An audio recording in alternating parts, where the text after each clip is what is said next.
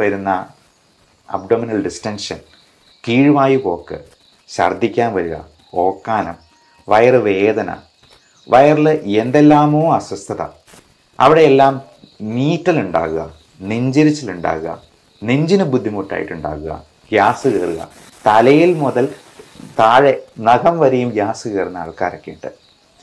നമുക്കറിയാം, നമുക്ക് പറ്റാത്ത എന്തെങ്കിലും സാധനങ്ങളൊക്കെ ഉള്ളിൽ ചെന്ന് കഴിഞ്ഞിട്ടുണ്ടെങ്കിൽ അതെന്തെല്ലാം റിയാക്ഷൻ ഉണ്ടാക്കും.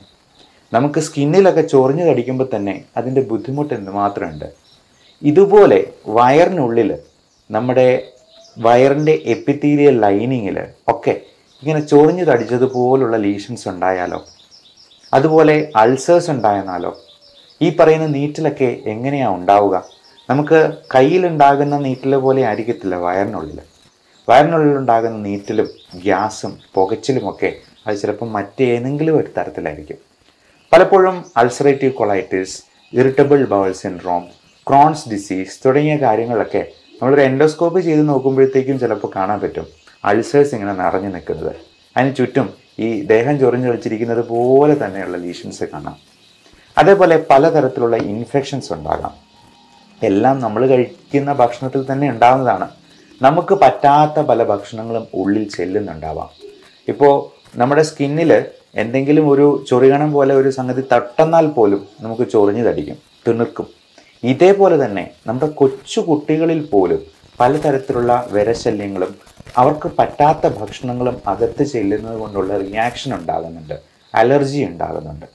പലപ്പോഴും ഈസ്നോഫിൽ കൗണ്ട് ഒരു പരിധിയിൽ കൂടുതൽ, അതായത് 8-9% ഒക്കെ ഉണ്ടെന്നുണ്ടെങ്കിൽ നമ്മൾ കൊച്ചുകുട്ടികൾക്കും മുതിർന്നവർക്കും ഉറപ്പായിട്ടും കൊടുക്കുന്ന ഒരു മരുന്നുണ്ട്, ആൽബൻഡസോൾ. ഞാൻ ഒരു പടിയും കൂടെ കടന്ന് ആൽബൻഡസോൾ പ്ലസ് ഐവർമെക്റ്റിൻ രണ്ടും കൂടെ ചേർന്നുള്ള, അതായത് എല്ലാ തരത്തിലുള്ള അണുക്കളും ചത്തുപോകുന്ന രീതിയിലുള്ള ഒരു മരുന്ന് 6 മാസത്തിലൊരിക്കൽ ഉറപ്പായിട്ടും ഇങ്ങനെയുള്ളവരിൽ കൊടുക്കാറുണ്ട്. ചിലപ്പോൾ അത് റിപ്പീറ്റായിട്ട് 2 പ്രാവശ്യമൊക്കെ ചില ആൾക്കാരിൽ കൊടുക്കാറുമുണ്ട്. അപ്പോൾ ഇത് എന്തുകൊണ്ടാണ് ഈ ഈസ്നോഫിൽ കൗണ്ട് കൂടുമ്പോൾ, അതായത് അലർജി ഉണ്ടാകുമ്പോൾ ഈ ആൽബൻഡസോൾ കൊടുക്കുന്നത്? അത് മാത്രമല്ല, ഇങ്ങനെ ഈസ്നോഫിൽ കൗണ്ട് 10-ന് മുകളിലായിട്ട് നിൽക്കുകയാണെങ്കിൽ, അബ്സല്യൂട്ട് ഈസ്നോഫിൽ കൗണ്ട് 1000-ന് മുകളിലാണെങ്കിൽ, IgEയുടെ അളവ് ഒരു 100-ന് മുകളിലാണെങ്കിൽ ഒക്കെ ഭയങ്കരമായ അലർജി ഉണ്ട് എന്നുള്ളതാണ് അർത്ഥമാക്കുന്നത്. പക്ഷെ അന്നേരം നമ്മൾ കൊടുക്കുന്ന ഒരു മരുന്നാണ് ഈ പറയുന്ന ആൽബൻഡസോൾ DEC, ഡൈഇഥൈൽ കാർബമസൈൻ. അതായത് ഫൈലേറിയൽ വേംസ്, ചില തരത്തിലുള്ള വിരകൾക്ക് കൊടുക്കുന്ന ഒരു മരുന്നാണ്. ഇത് രണ്ടും കൂടെ കമ്പൈൻ ചെയ്ത്, അതും സിട്രസിൻ്റെ മരുന്നും കൂടെ, അലർജിക്കുള്ള മരുന്നും കൂടെ കമ്പൈൻ ചെയ്ത്, ബാനസിഡ് ഫോർട്ട് എന്നൊക്കെയുള്ള പേരിൽ നിങ്ങൾ കേട്ടിട്ടുണ്ടാവാം. 3 ആഴ്ചത്തേക്ക് ദിവസം 3 നേരം വെച്ചിട്ട് കഴിച്ചോണം, നിർത്തരുത് എന്ന് ഡോക്ടർ കട്ടായം പറയുന്നത് നിങ്ങൾ തന്നെ ചിലപ്പോൾ ശ്രദ്ധിച്ചിട്ടുണ്ടാവാം. അതോടൊപ്പം തന്നെ ചിലപ്പോൾ സ്റ്റിറോയിഡ് മരുന്നും കൊടുത്തേക്കാം.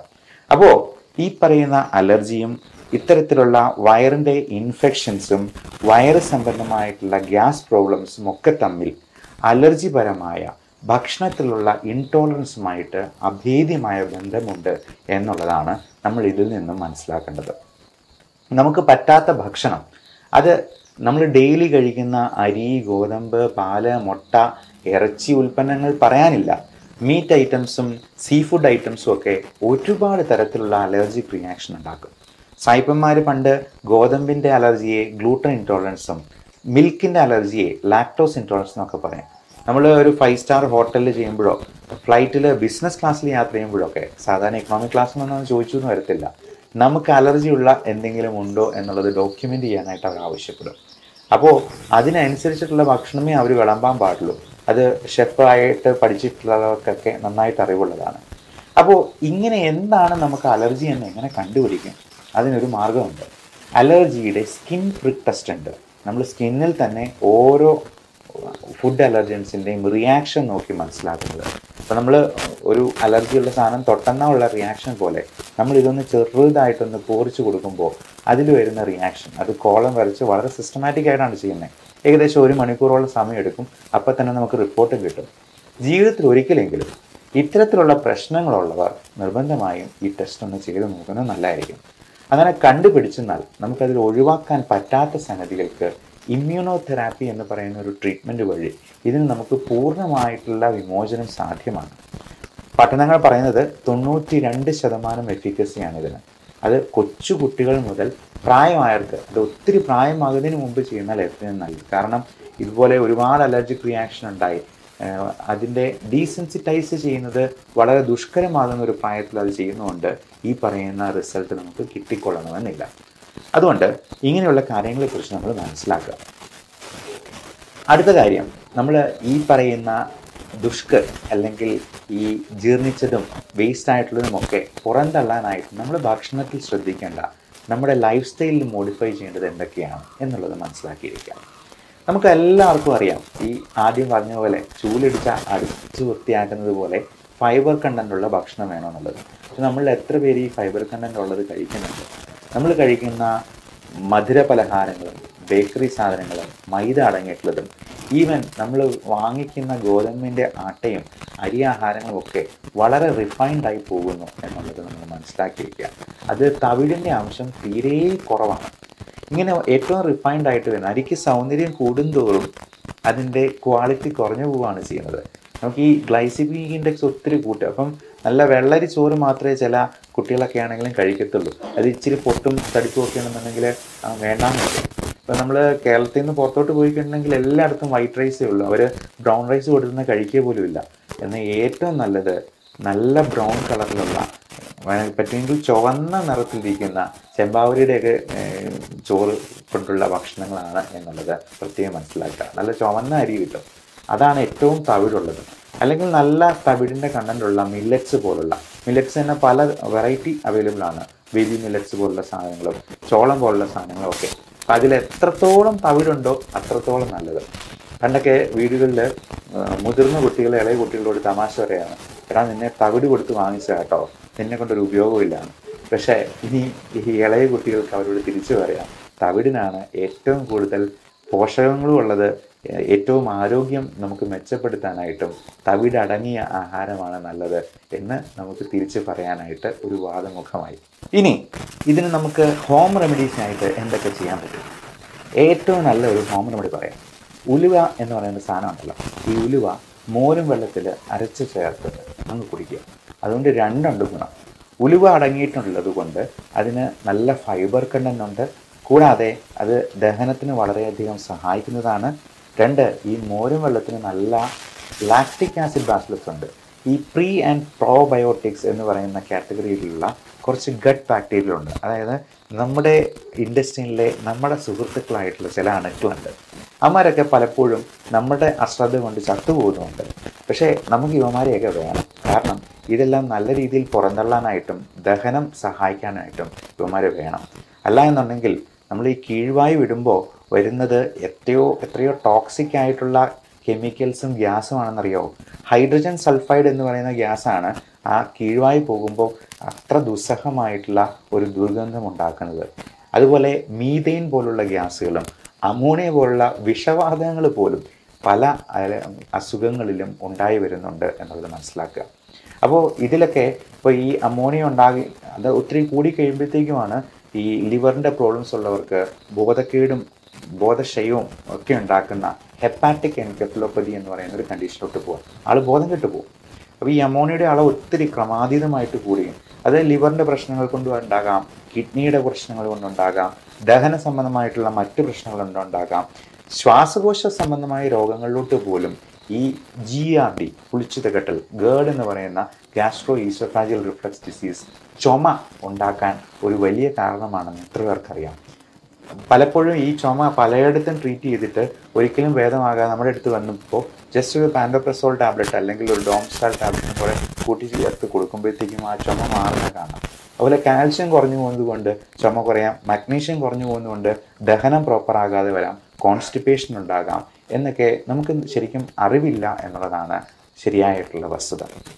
അപ്പോൾ മഗ്നീഷ്യം കണ്ടൻറ്റ് കൂടുതലുള്ള ഭക്ഷണങ്ങൾ കഴിക്കുന്നതിനോടൊപ്പം തന്നെ അതിനെ കുറച്ച് കളയുന്ന സ്ട്രെസ് ഫാക്ടറും സ്മോക്കിങ്ങും പിന്നെ നമ്മുടെ ഭക്ഷണത്തിലുള്ള പലതരത്തിലും ഈ ബെവറേജസ് പോലുള്ള ആൽക്കഹോൾ പോലുള്ള സാധനങ്ങൾ, കോഫി ഒത്തിരി കുടിക്കുന്നതൊക്കെ നമ്മൾ ഈ മഗ്നീഷ്യത്തെ കുറച്ച് കളയേണ്ടിയേക്കും. പലപ്പോഴും ഈ ഉറക്കമില്ലായ്മയൊക്കെ തന്നെ മഗ്നീഷ്യവും കാൽഷ്യവും കുറച്ച് പോകാനായിട്ടും വൈറ്റമിൻ D3യുടെ അളവ് കുറഞ്ഞു പോകാനും ഇത് തന്നെ പലതരത്തിലുള്ള സ്ട്രെസ് ഫാക്ടർ ഇൻഡ്യൂസ്ഡ് ആയിട്ടുള്ള ഗ്യാസ്ട്രൈറ്റിസും ഉണ്ടാക്കും. അപ്പം നമുക്കറിയാം ഈ നമ്മുടെ പിള്ളേർക്കൊക്കെ പരീക്ഷയുടെ പോകുന്ന അന്ന് ദിവസം രാവിലെ ചിലപ്പോൾ വയറ്റൊഴിച്ചിലും ചിലപ്പോൾ കോൺസ്റ്റിപ്പേഷനും ഛർദിയും ഒക്കെ ആകുന്നത് ഈ സ്ട്രെസ് ഇൻഡ്യൂസ്ഡ് ഗ്യാസ്ട്രൈറ്റിസിൻ്റെ ഭാഗമാണ്. അതിൽ നിന്ന് തന്നെ ശ്വാസമുട്ടലും ചുമയും കൂടി ഉണ്ടാകും എന്ന് പറഞ്ഞാൽ അത് എത്ര ഭീകരമായിട്ടുള്ള അവസ്ഥയായിരിക്കും. അതേപോലെ ഈ കീഴ്വായി പോകുന്നത് അത് ശബ്ദത്തോടു കൂടിയോ ശബ്ദമില്ലാതെയോ ഒക്കെ പോയേക്കാം. അതിൽ ഈ ഹൈഡ്രജൻ സൾഫൈഡ് എന്ന് പറയുന്ന ഗ്യാസ്, ഒരു ചീഞ്ഞ മുട്ടയുടെ ഉള്ളിൽ നിന്ന് വരുന്ന ഗ്യാസാണ്. അതുപോലുള്ള സാധനങ്ങൾ നമ്മുടെ വയറിനുള്ളിൽ കെട്ടിക്കിടക്കുന്നുണ്ട് എന്നുള്ളത് നമ്മൾ അപ്പോഴേ മനസ്സിലാക്കിക്കൊള്ളണം. ഇതിന് പലതരത്തിലുള്ള മരുന്നുകൾ നമ്മൾ മോഡേൺ മെഡിസിൻ തന്നെ കൊടുക്കാറുണ്ട്. അത് പലപ്പോഴും മരുന്നുകളല്ല. ഇപ്പോൾ നമുക്ക് ഹോം റെമഡീസ് ആയിട്ട് കൊടുക്കാവുന്ന പലതരത്തിലുള്ള കാസ്റ്റർ ഓയിൽ, ആവണക്കെണ്ണ പോലുള്ള സാധനങ്ങളുണ്ട്. നല്ല ഫാറ്റ് പ്രദാനം ചെയ്യുന്ന, ഗുഡ് കൊളസ്ട്രോൾ ബാഡ് കൊളസ്ട്രോൾ രണ്ടാണെന്നറിയാം. നല്ല രീതിയിലുള്ള ഫാറ്റ് പ്രദാനം ചെയ്യുന്ന പലതരത്തിലുള്ള എണ്ണകളുണ്ട്. ഇപ്പം വെളിച്ചെണ്ണയാണെങ്കിലും നല്ല വെളിച്ചെണ്ണ ഉപയോഗിക്കുന്നത്, നമുക്ക് തന്നെ ചക്കിലാട്ടി എടുക്കുന്ന വെളിച്ചെണ്ണയാണെങ്കിൽ ഏറെ നല്ലത്.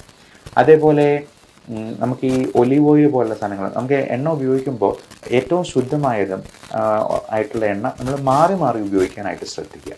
അപ്പോൾ ഇതെല്ലാം നമ്മുടെ ഈ വയറിൻ്റെ പ്രശ്നങ്ങൾ മാറാനായിട്ടും ഒത്തിരി സഹായിക്കുന്നതാണ്.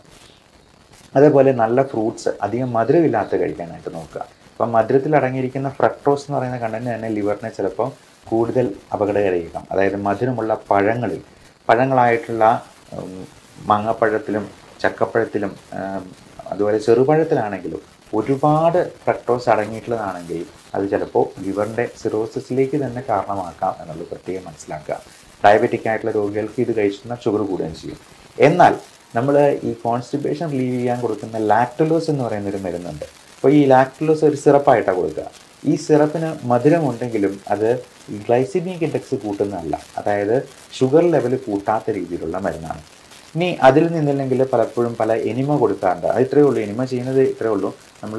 നമ്മുടെ കുടലിൻ്റെ ബാക്കി ഭാഗത്തു നിന്നും വെള്ളം സ്വല്പം കൂടി വലിച്ചെടുത്ത് ആ മലത്തിന് സ്വല്പം കൂടി ഹൈഡ്രേഷൻ കൊടുക്കും. അതായത് ഫ്ലൂയിഡുള്ള ഉണങ്ങി വരണ്ടിരിക്കുന്ന മലത്തിന് പകരം കുറച്ചുകൂടി വെള്ളം ചേർത്തിട്ട് അത് പുറത്തേക്ക് പോകാനായിട്ട് കൂടുതൽ സഹായിക്കും. ഇത് വലിയ കെമിക്കലൊന്നുമല്ല നമ്മൾ ഉള്ളിലോട്ട് ഇനിമ വയ്ക്കുമ്പോഴത്തേക്കും കേട്ടുന്നത്. ഇനി അതല്ലെങ്കിൽ സപ്പോസിറ്ററി ആയിട്ടുള്ള മരുന്നുകളുണ്ട്. ഇതിൻ്റെയൊക്കെ ആക്ഷൻ ഇങ്ങനെയാണ്: നമ്മുടെ ബവൽ മൂവ്മെൻറ്റ്സ് കുറച്ചുകൂടി നന്നാക്കുക, അപ്പോൾ ഫൈബർ കണ്ടൻറ്റ് കൂട്ടുക. പലപ്പോഴും ഫൈബർ കണ്ടൻ്റ് ആയിട്ടുള്ള സാധനങ്ങൾ നമ്മൾ പൊടിയായിട്ടോ ഒക്കെ കഴിക്കാനായിട്ട് പറയും. അപ്പോൾ ഇതൊക്കെ ഗുളിക രൂപത്തിൽ ഇരുന്നെന്ന് വെച്ചിട്ട് ഇതൊന്നും വലിയ കെമിക്കലാണ് എന്ന് തെറ്റിദ്ധരിക്കരുത്. പലപ്പോഴും പല ആൾക്കാരും അയ്യോ ഇംഗ്ലീഷ് മരുന്നുകൾ മൊത്തം അപകടമാണ്, മൊത്തം പ്രശ്നങ്ങളുണ്ടാക്കും, സൈഡ് ഇഫക്റ്റ് ഉണ്ടാക്കും എന്നെല്ലാം പറയുന്ന ആൾക്കാരുണ്ട്. പക്ഷേ നമ്മളിത് ഗുളിക രൂപത്തിൽ കഴിക്കുന്നു എന്ന് കരുതി അതിനകത്ത് മൊത്തം കെമിക്കൽസ് ആണെന്ന് ധരിക്കരുത്. ഇതെല്ലാം പലപ്പോഴും പ്ലാന്റ് പ്രോഡക്ട്സിൽ നിന്നുണ്ടാക്കുന്ന മരുന്നുകൾ തന്നെയാണ്. അതെല്ലാം ഈ ഇംഗ്ലീഷ് മരുന്നുകളിൽ അലോപ്പതിയിൽ കൃത്യമായിട്ട് ഡോക്യുമെൻ്റ് ചെയ്ത് വെച്ചിട്ടുണ്ട് എന്ന് മാത്രമേ ഉള്ളൂ. പലപ്പോഴും ആയുർവേദത്തിലും ഈ പറയുന്ന ഗുളിക രൂപത്തിൽ കൊടുക്കാറുണ്ട്, അല്ലെങ്കിൽ സിറപ്പ് രൂപത്തിൽ കൊടുക്കാറുണ്ട്. അപ്പോൾ ഈ ഗുളിക രൂപത്തിൽ കാണുന്ന എല്ലാം കെമിക്കൽസ് ആണ് എന്ന് തെറ്റിദ്ധരിക്കരുത്. ഇപ്പോൾ പ്രകൃതിയിൽ നിന്ന് തന്നെ കിട്ടുന്ന മറ്റ് സാധനങ്ങൾക്ക് അതിനേക്കാൾ സൈഡ് എഫക്റ്റ് ഉണ്ടാവാം. ഈ പുകയില, നേരത്തെ പറഞ്ഞ പോലെ സ്മോക്കിംഗ് ഒരു വലിയ കോസാണ് നമ്മുടെ ദഹന പ്രക്രിയയെ തകിടം മറിക്കാനായിട്ട്. ഈ പുകയില എന്ന് പറയുന്നത് പ്രകൃതിയിൽ നിന്ന് നമ്മൾ നേരിട്ട് കിട്ടുന്നതാണ്. കഞ്ചാവ് അതുപോലെ പ്രകൃതിയിൽ നിന്ന് നേരിട്ട് കിട്ടുന്ന ഒരു ഇലയാണ്. മദ്യമാണെങ്കിൽ പോലും പഴങ്ങളുടെയൊക്കെ സത്ത്, ലാലേട്ടൻ്റെ സിനിമയിൽ പറയുന്ന പോലെ ഈ സ്കോച്ച് വിസ്കി എന്ന് പറയുന്നത് പഴങ്ങളുടെ സത്തൊക്കെ ഊറ്റിയെടുക്കുന്ന നല്ല സാധനമാണ് എന്ന് തെറ്റിദ്ധരിക്കുന്ന കുടിയന്മാരൊക്കെ ഉണ്ട്. അപ്പോൾ ഇതൊക്കെ നമുക്ക് ഒരു സൈഡ് ഇഫക്റ്റും ഉണ്ടാക്കുന്നില്ലേ എന്ന് ചോദിച്ചാൽ തന്നെ അതിനകത്തുള്ള ആ ഒരു മണ്ടത്തരം, ഉദ്ദേശശുദ്ധി ഇല്ലായ്മ നമുക്ക് മനസ്സിലാക്കിയെടുക്കാവുന്നതേ ഉള്ളൂ. അതുപോലെ പലതരത്തിലുള്ള വിഷക്കായകളുണ്ട്.